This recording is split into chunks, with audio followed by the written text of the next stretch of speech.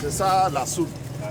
Tous les enfants pris en charge par la mission ont en commun d'avoir un jour avalé des produits toxiques auxquels ils n'auraient pas dû avoir accès, par exemple de la soude caustique très utilisée ici au Mali, notamment dans ces teintureries à ciel ouvert. Alors ici, la chaîne de l'espoir organise, en collaboration avec d'autres ONG, des ateliers de sensibilisation pour éviter ces accidents.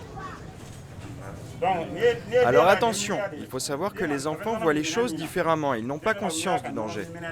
Ici, toutes les actions de sensibilisation visent à promouvoir les bonnes pratiques que les utilisateurs de soude caustique doivent avoir dans les ateliers, mais aussi dans leur quotidien pour éviter en tout cas tout ce qui est risque d'ingestion de la soude caustique par les enfants.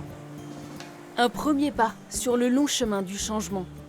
En attendant, eux sont là pour réparer les corps. Ils donnent une semaine de leur congé pour aider les autres, comme Benoît, qui a laissé sa femme et ses 3 enfants à Marseille. Pour moi, ça fait partie de d'une des possibilités, des voies de notre profession et qui est extrêmement enrichissante. Et le fait de travailler en équipe, de venir avec des gens qu'on ne connaît pas forcément bien, qu'on connaît dans le cadre professionnel et travailler avec eux, se connaître de manière plus intime parce que on mange tous les soirs ensemble, on vit un petit peu 24 heures sur 24 ensemble, c'est très enrichissant. Stéphanie est la doyenne de la mission. 59 ans et toujours le goût de l'aventure. La gastro-entérologue avait exercé en Afrique il y a longtemps, encore étudiante. Quand l'ONG l'a contactée, elle n'a pas hésité à refaire ses valises. Je dirais bien sûr, on a envie de faire quelque chose pour les gens, mais en fait on y va parce qu'on apprend beaucoup de choses, parce qu'on est très heureux de venir, parce qu'on se fait très plaisir en fait. Et on est très très bien accueillis, donc c'est très gratifiant, vraiment. Gratifiant, mais pas forcément facile.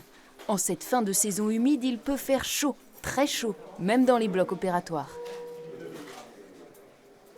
Je suis un peu en âge, mais c'est comme ça et on fait avec. Et c'est pas pour autant qu'on travaille mal. Et eux, ils travaillent comme nous à Marseille, mais peut-être avec pas les mêmes moyens, mais on a le même but au final, c'est de soigner correctement et d'être là du début à la fin. Mais c'est magique, de pouvoir le faire, c'est magique. Et cet enfant va bientôt avoir besoin de toute leur attention. Assetou a 18 mois et une grave sténose de l'œsophage. Pour les médecins marseillais, c'est l'opération la plus risquée de la mission.